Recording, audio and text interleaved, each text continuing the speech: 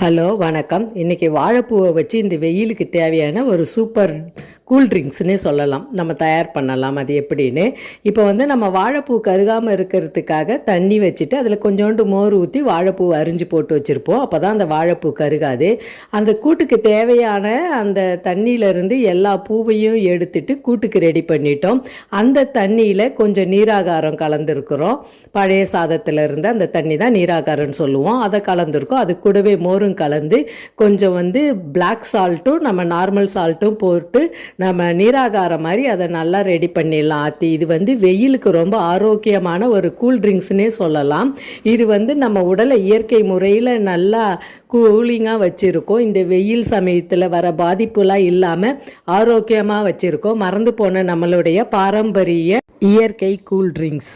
இதை நீங்களும் ரெடி பண்ணி சாப்பிட்டு பாருங்கள். நல்லா சூப்பராக இருக்கும் வெயிலுக்கு. நன்றி, வணக்கம்.